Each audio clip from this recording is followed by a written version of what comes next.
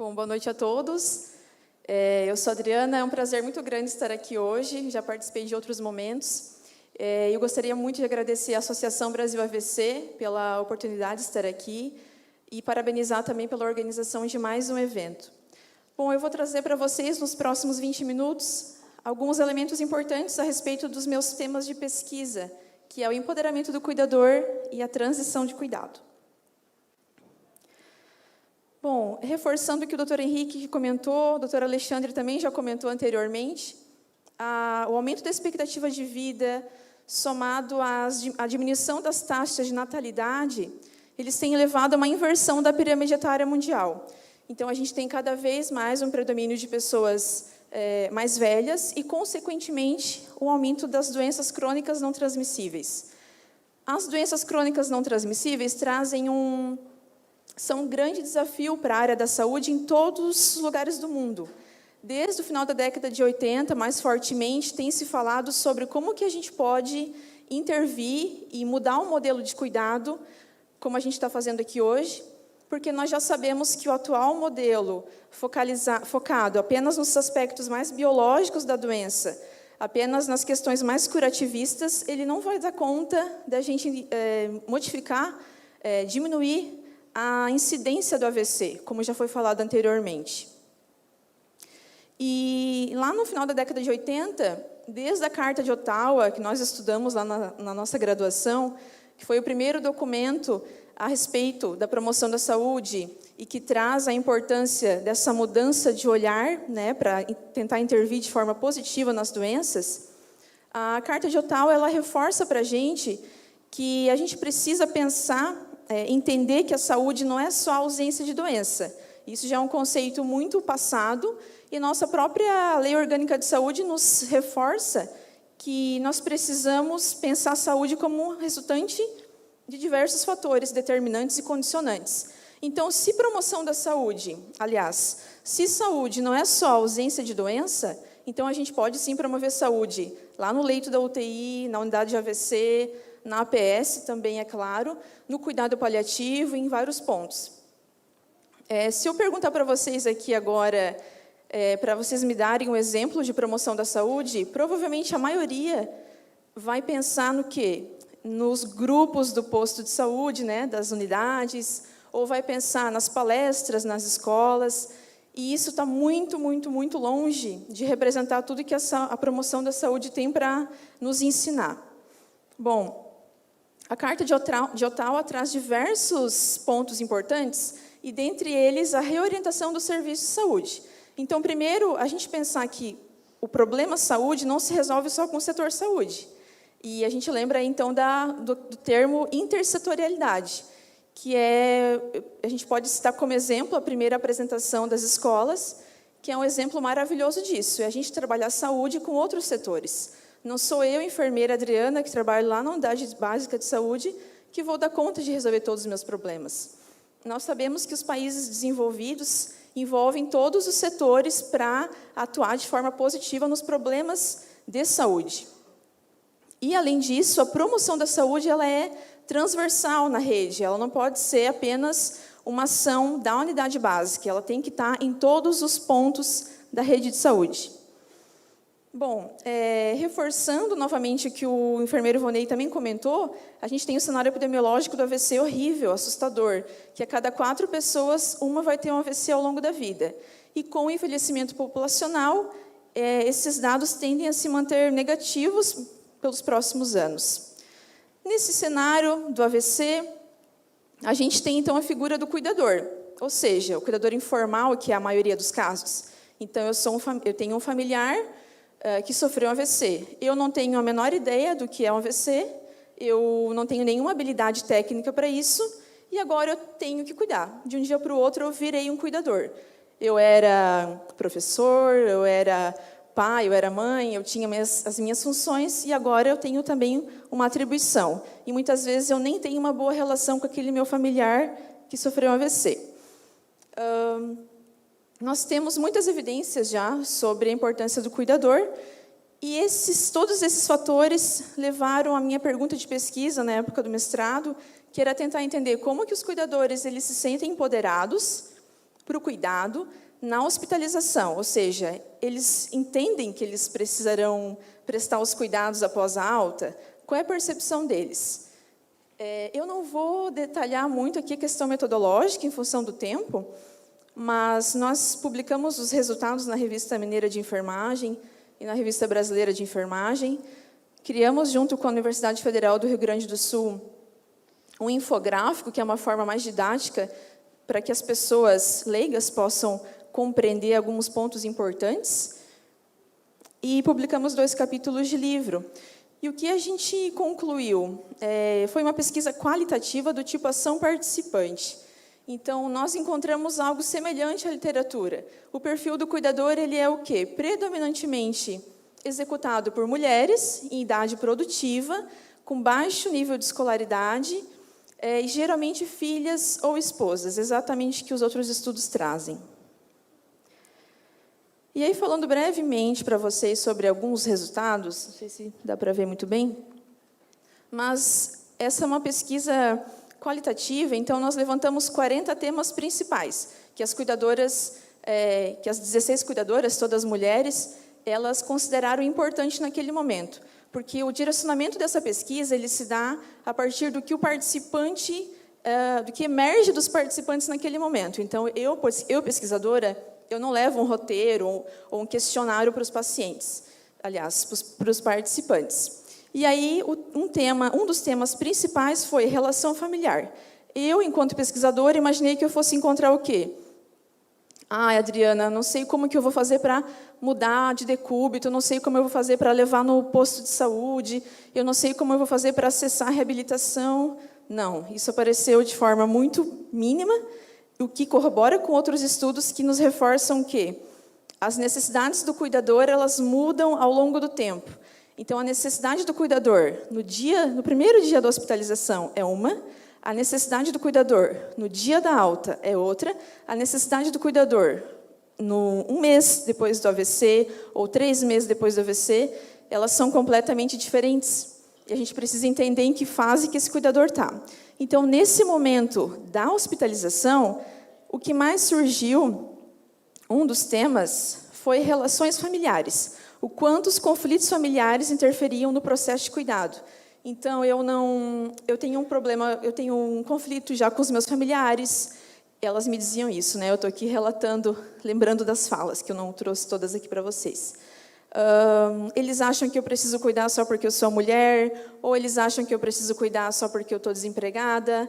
Eu também tenho as minhas outras atividades. Muitas vezes não contam com a família, contam com um vizinho ou com um amigo. E isso foi bem forte, representando o quanto implica na participação do cuidado, que era o meu objetivo. Em relação a ser cuidador, então elas relatavam, olha, não era assim que eu queria minha aposentadoria, eu também tenho os meus problemas de saúde, eu sou uma idosa e agora estou tendo que cuidar de alguém, eu não conto com mais ninguém para cuidar, então não era isso que eu queria para a minha vida agora. Eu não quero ser cuidadora, na verdade eu não gosto, às vezes talvez eu nem goste tanto daquele meu familiar. Então isso veio para elas de uma forma muito forte. E por último, a fragilidade do empoderamento e autonomia. Então eu percebia que elas não visualizavam como seria após a alta. Todas as familiares relataram uma grande confiança no trabalho da equipe, né? Deram muitos elogios, mas, por outro lado, elas diziam assim, Adriana, é tão estressante estar aqui, então, enquanto a equipe de enfermagem está lá fazendo os cuidados, é o momento que eu aproveito para sair daqui e lá tomar meu café. Então, elas não participavam dos cuidados, porque aquele momento que a equipe estava ali era um alívio para elas. E elas diziam, olha, eu já falei lá para a doutora Carla, se precisar ficar mais 1 mês, 2 aqui, pode ficar, não tem problema. Então, era muito presente o pavor da alta hospitalar, o que levava a muita dificuldade de entender que, posteriormente à alta, isso é uma fala delas, não vai ter uma campainha para tocar e chamar alguém para vir ajudar. Isso foi relatado por uma delas. Então, algumas considerações bem breves, né, para eu não tomar muito tempo. A gente confirmou, né, reafirmou que os cuidadores eles devem compor a rede de cuidado, O Hospital São José já tem uma cultura de envolver o cuidador, tem as palestras, mas elas relatavam nas falas que elas gostariam de momentos para que elas pudessem falar sobre o que elas estavam sentindo naquele momento. Então, muitas vezes, a gente tem esse olhar mais focado, né, nas nossas ações de educação e saúde, sobre a doença, sobre como evitar a doença. Mas o que a gente pode perceber é que, enquanto a gente não atende essas outras demandas, como conflitos familiares, eu não quero ser um cuidador, eu não estou preparada para isso, a gente não vai conseguir desenvolver outras habilidades. Eu recordo quando eu trabalhava com a doação de órgãos e as entrevistas para as famílias, e nós tínhamos os treinamentos, era sempre muito reforçado isso.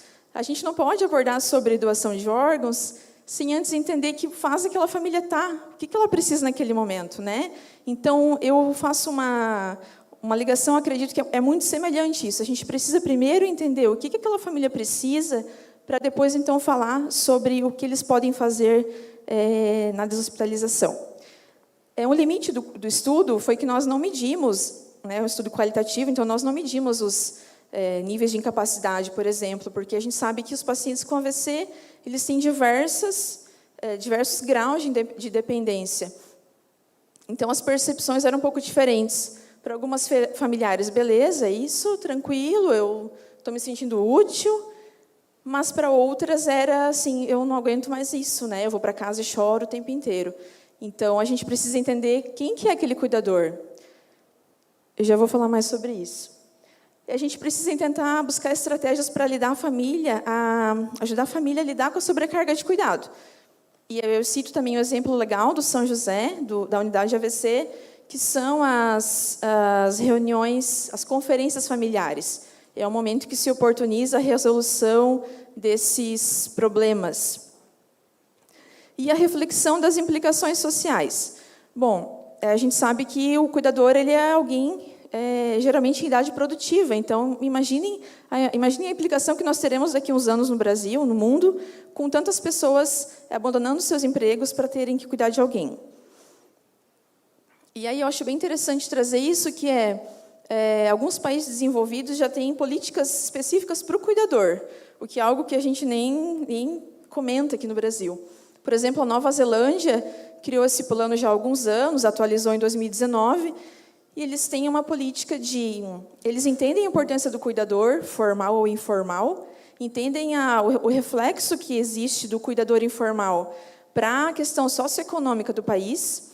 E nesse plano existem vários pontos muito interessantes, mas tem um que me chamou muito a atenção, é que eles entendem que existem muitas cuidadoras jovens que abandonam o estudo e os empregos. E agora eles estimulam os empregadores a serem amigos do cuidador. Então, eu tenho uma empresa, eu sou amiga do cuidador, eu tenho uma pessoa que trabalha nessa empresa, um empregado, e eu posso, com essa iniciativa do governo, eu entendo que ele vai se ausentar algumas vezes, eu entendo que ele vai ter uma carga horária flexível, eu entendo que ele precisa sair para cuidar de alguém e depois retornar ao trabalho sem prejuízo. Então, isso é muito legal, tem várias outras questões bem interessantes, mas é algo que a gente pode, sim, também, por que não, começar a pensar aqui no nosso país. Ficou muito ruim de ver, mas são algumas recomendações e níveis de evidência dessa dia de intervenção cuidador-paciente. Qual é a melhor forma? Como que a gente faz isso, né? Essas ações de educação e saúde, as intervenções. Esse artigo não é tão atual quanto eu gostaria, mas é o último que eu encontrei, de 2014. E ele nos fala que os maiores níveis de evidência em relação aos tipos de intervenção, a gente precisa focar em intervenções que associem,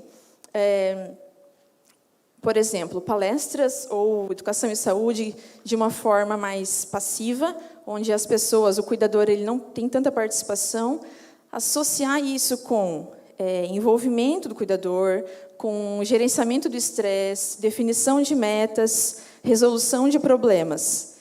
Quanto o que será que a gente deve fazer? Será que é efetivo fazer uma mesma ação para todos os cuidadores, o mesmo fluxo, né? A mesma prática de cuidado, a mesma orientação, enfim? Ou eu preciso individualizar o cuidado? Obviamente, os estudos mostram que eu preciso individualizar o cuidado, individualizar as minhas intervenções. Eu não posso desenvolver uma ação achando que todos os cuidadores estão naquele mesmo momento ou na mesma situação de vivência com aquele paciente que sofreu AVC. Quanto ao modo de entrega, achei muito interessante que a doutora Carla falou, e só reforçando agora, os aplicativos, ligações telefônicas são muito importantes, auxiliam muito, mas devem ser associados com ações presenciais, em loco. Então, é muito fácil eu falar para o cuidador que ele precisa dar o banho de leito, que ele precisa fazer mudança de decúbito, que ele precisa cuidado curativo.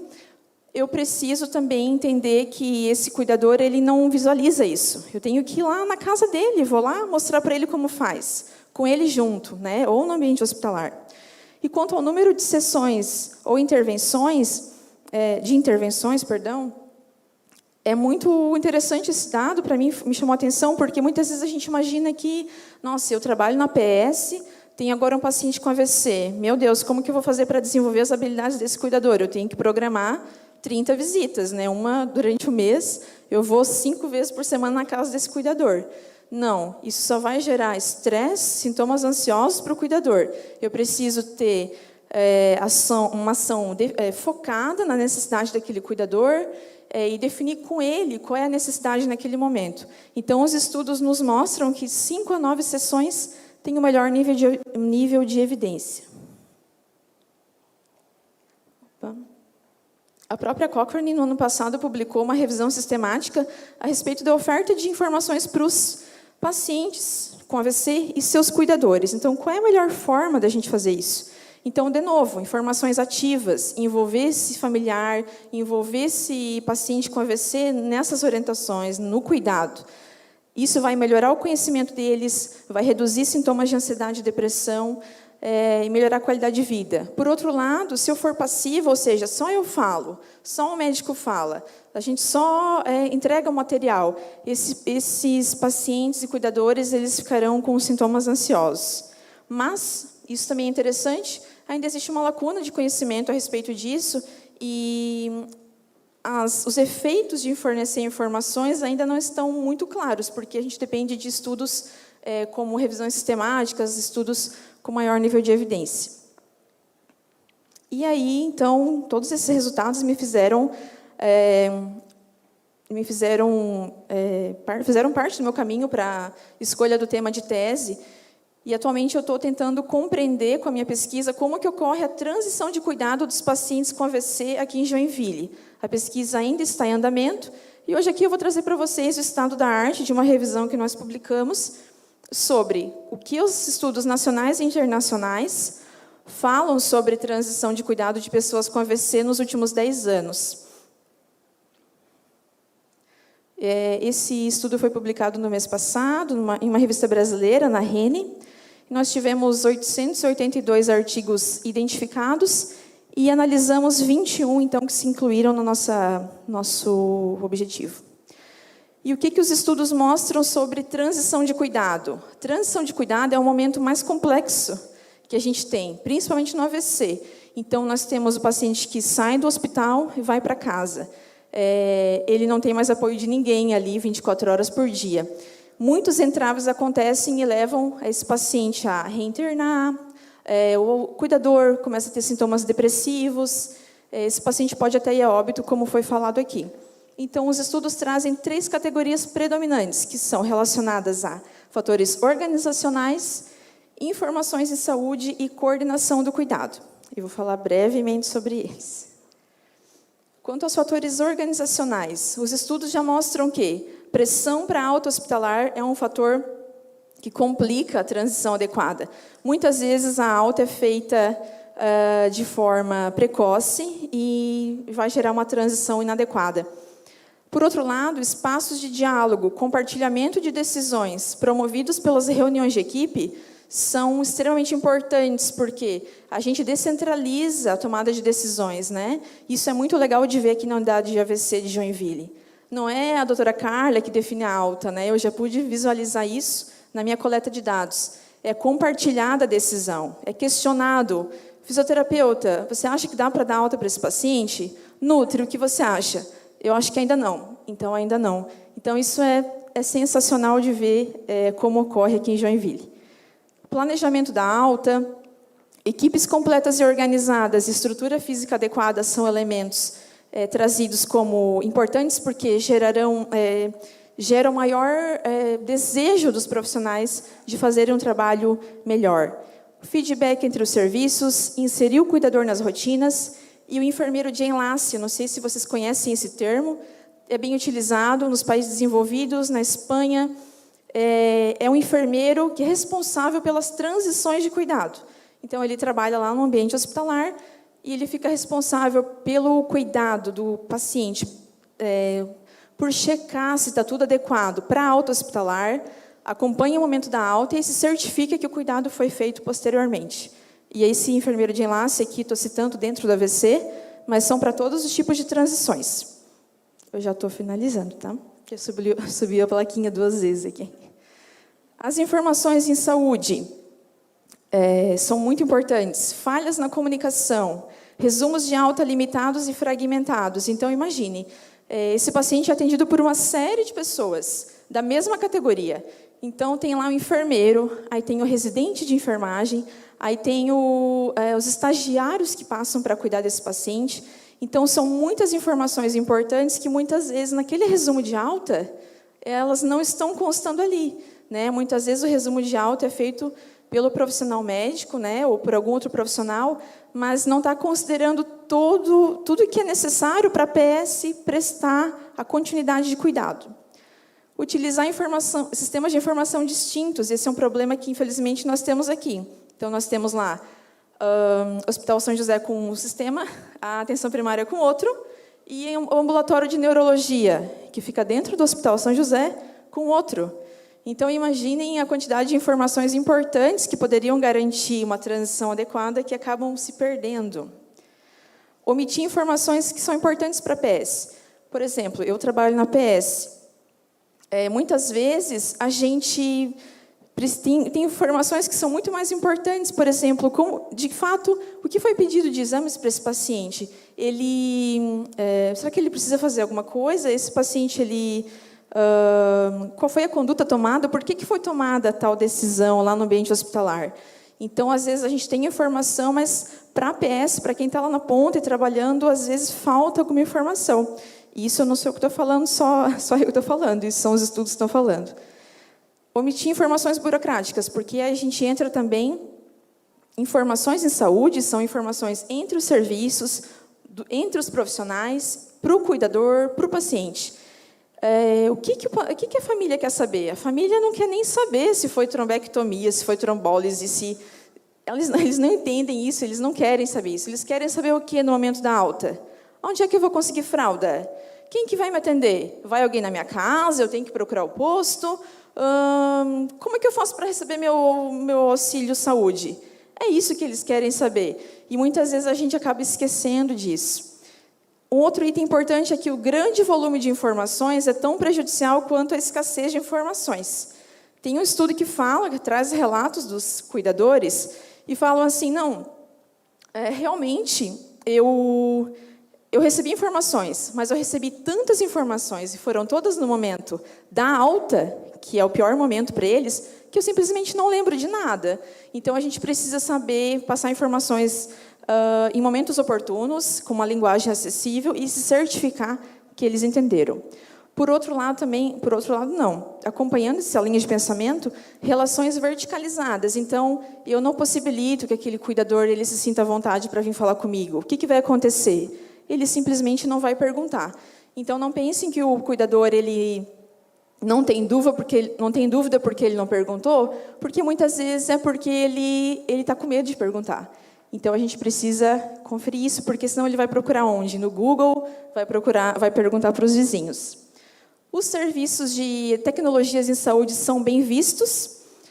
E, finalizando, então, quanto à coordenação de cuidado, o distanciamento que a gente tem entre a APS e o hospital, essa dificuldade, às vezes, de comunicação, de integração, a importância de desenvolver habilidades no hospital e na atenção primária, a importância da visita trazida nos ensaios clínicos randomizados, aumentando a sobrevida do paciente com AVC, reduzindo os sintomas depressivos do cuidador, inclusive sendo um momento para a gente entender os determinantes sociais, a importância da contrarreferência, que é um ótimo exemplo que nós temos aqui de Joinville, educar os pacientes sobre o serviço, aonde que ele vai acessar. Agora, na tese, uma profissional me disse que o cuidador bateu lá na porta do pronto-socorro para tirar uma dúvida sobre gastrostomia. Então, ele pode procurar isso na unidade básica, mas ele não sabe, então ele precisa entender. A gestão do cuidado pelo enfermeiro, então eu fiquei muito feliz de ter tantos enfermeiros aqui hoje, e a gente tem um papel muito importante na gestão do cuidado.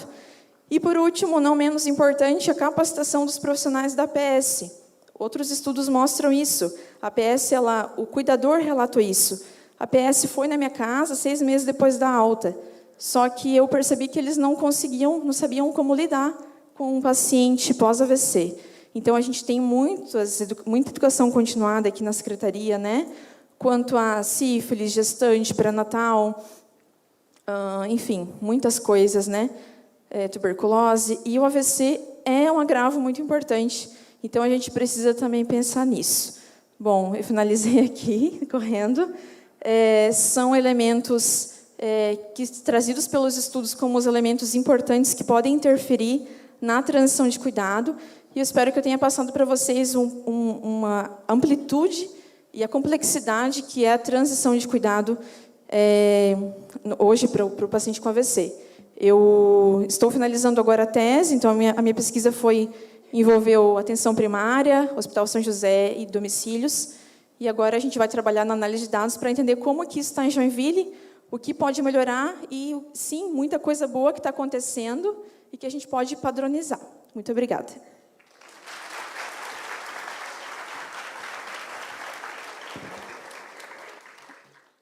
Obrigado, Adriana, mais uma vez. Pode continuar com a gente aqui no palco, por favor, Adriana? Pode, por gentileza, ficar aqui com a gente. Eu quero convidar a doutora Carla, por favor, convidar também o enfermeiro Ivonei e a enfermeira Ana Paula, para a gente se encaminhar já para o encerramento do nosso fórum, e aí a gente vai responder algumas perguntas, fazer um rápido debate aqui também. Quem está com a gente pode encaminhar ainda a sua pergunta. E lembro que, no final das atividades, teremos num coquetel, né, de confraternização no hall do auditório. Você vai poder acompanhar também a exposição interativa do AVC, que está aqui no hall do auditório, e daqui a pouco a gente vai fazer o nosso sorteio também. Já fui informado que tem um brinde a mais para vocês que participam com o nosso fórum de hoje à noite. Doutora Carla, por favor. Então, acho que a gente vai breve agora aqui para deixar o pessoal fazer o sorteio, né? Mas eu acho que a Adriana conseguiu colocar bem, né, realmente o que é essa transição do cuidado. Eu acho que ainda é um ponto falho no nosso atendimento no hospital. E até vou fazer um convite para a Adriana. Eu estou agora responsável por fazer um plano de alta, elaborar como seria esse plano de alta. Eu acho que você poderia me auxiliar nisso, para a gente realmente começar, além do checklist de alta, a gente ter esse plano. Que esse plano chegue até a atenção primária, né? O que a gente quer fazer com esse paciente? Então, é um paciente que colocou um stent, ele tem que ficar tanto tempo com dupla antiagregação, por exemplo. Não, esse paciente precisa fazer um ultrassom de carótidas daqui a 6 meses, enfim. Então, essa é a ideia. Eu queria saber se você concorda. Claro. Né? E acho que a Ana também falou bem, né, sobre como que é o aplicativo. Tem mais alguma coisa que você queira contar, que você sente assim? Porque, realmente, eu acho que é uma oportunidade de você ter um contato com o paciente, né? Bom, só queria reforçar também, não está direcionado ao aplicativo, mas a importância dessas aulas do cuidador, justamente para esse empoderamento do cuidador, essa transição do cuidado. Eu acho que é algo que pode estar auxiliando bastante, né, durante a internação ali, durante esse contato com o paciente e com a família. Seria isso.